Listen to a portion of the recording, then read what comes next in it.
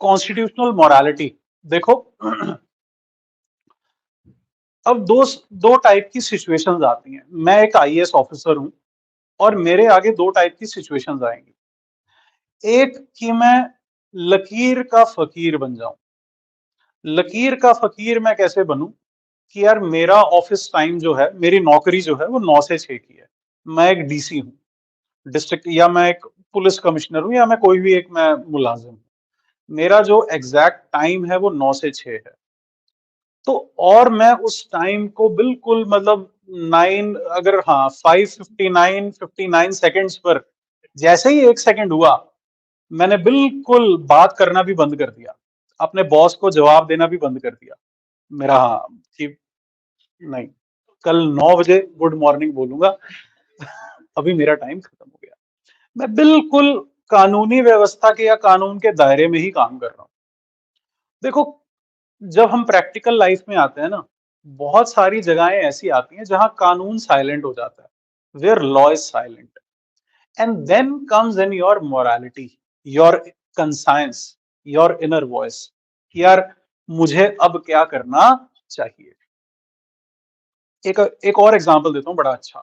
हम usually police के लिए एक गलत माइंडसेट या एक गलत इमेज या एक गलत एटीट्यूड अपने मन में बनाकर रखते हैं कि सारे पुलिस वाले चोर हैं, या एक एसबीआई के एम्प्लॉय के लिए हम यही मानते हैं कि हाँ कि वो निकम्मे हैं, उनका सर्वर हमेशा डाउन है, अगर सर्वर अप है तो लंच टाइम है ना, तो दोनों में से एक चीज है और वहां काम नहीं हो रहा। या सरकारी टीचर जो है बिल्कुल मेहनत नहीं कर रहे। हम ये तीन चार अपने दिमाग में एक ऐसी चीज बनाकर रखते हैं, लेकिन बहुत सारे अच्छे ऐसे केसेस भी होते हैं जहां पर पुलिस वालों की अगर आप ड्यूटी देखें तो ना उनका दिन है ना उनकी रात।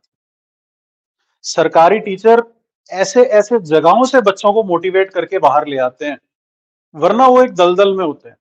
एक गांव में जाकर सोचो पढ़ाना, सुबह 6 बजे की बस पकड़ना और एक पूरे गांव में जाकर पढ़ाना, और उस गांव में लिटरली बैठने के लिए स्कूल में कुर्सी भी नहीं है।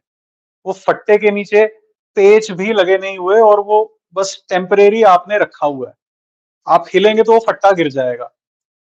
ठीक है ना? तो yes, literally this is the things which people have to undergo. और बहुत अनसेफ है वो एरिया, टीचर्स के बहुत सारी प्रॉब्लम्स हैं सरकारी टीचर्स की। मेरे मामी जी भी सरकारी टीचर हैं, I know the problems as well. तो उसी लिए, और तीसरा एग्जांपल मैंने क्या लिया था, पुलिस वाला। अब पुलिस वालों के लिए कई बार उनको क्रियाक्रम जो करना पड़ता है ना, डेड बॉडी को लाश मिलती है, उसका क्रियाक्रम भी उनको खुद अपनी पर्सनल पैसों से करना पड़ता है। चौकी वाले सारे अपना पैसा कोलैबोरेट करते हैं, अपनी अपनी जेब में से 500 रुपए निकालते हैं हर बंदा, और 2,000 3,000 रुपए में फिर उसकी लकड़ी लाकर, उसका कफन खरीद कर उसे शमशान घाट तक पहुंचा कर आते हैं। और डेड बॉडी को हाथ लगाना, गटर में गिरी हुई है या खून से लथपथ है, उसको हाथ लगाना ही अपने आप में बहुत बड़ा बहादुरी का काम है, मैं तो बोलता हूँ।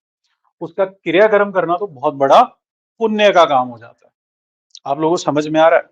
तो सत्यमेव जयते में आमिर खान ने हमें ये चीज बताई भी थी कि we should not always think police वाले as those people who are, ठीक है ना, वी शुड, या we should think that they are also humans, they also have a family, they also have children. उसी तरह सरकारी मुलाजिम, वॉट एवर कंडी, अगर आप एक्सिस बैंक में बैठे हैं तो आपको पता है कि दिन रात आपके 10 कस्टमर आने हैं।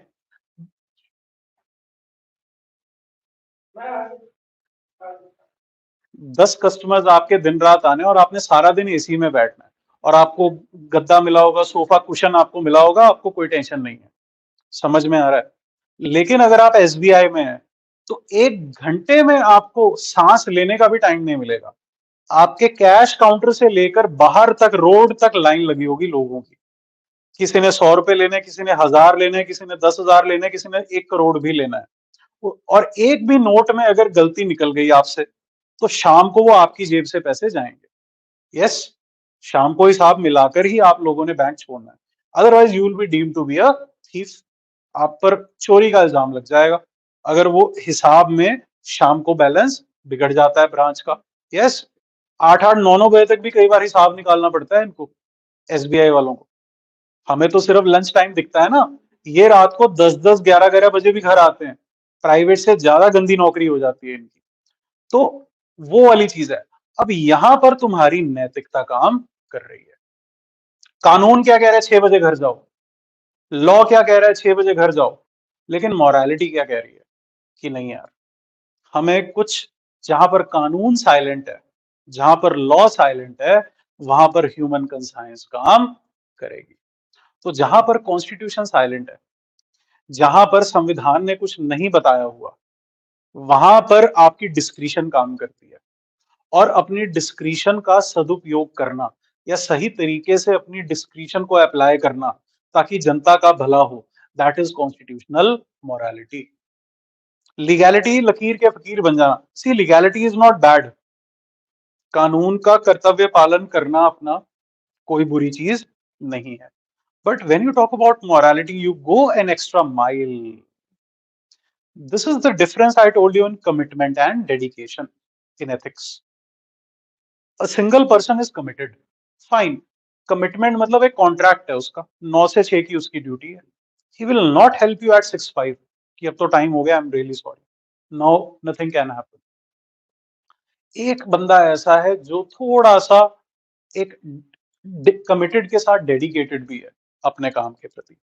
वो क्या करेगा, वो एक एक्स्ट्रा माइल जाने को तैयार हो जाएगा। वो आपकी प्रॉब्लम भी देखेगा कि यार आप भी एक इंसान हो, और हर इंसान परफेक्ट नहीं होता। और अगर कोई बूढ़ी माताश्री अगर आ जाती है राशन लेने बिना आधार कार्ड के, अब वो गरीब है, बूढ़ी है, भीख मांगती है, अब उससे क्या आप कागज पत्र की उम्मीद करोगे। उसके ऊपर 2 गज कपड़ा तो है नहीं उसके शरीर में इतनी बुरी सर्दी में। Do you expect her to carry a good, an ATM और वॉलेट? नहीं, उसके पास नहीं होगा। So to help her, you would need constitutional morality. To just do your duty, you need constitutional legality. To go extra mile out of your duty, to go that extra edge, will need constitutional morality.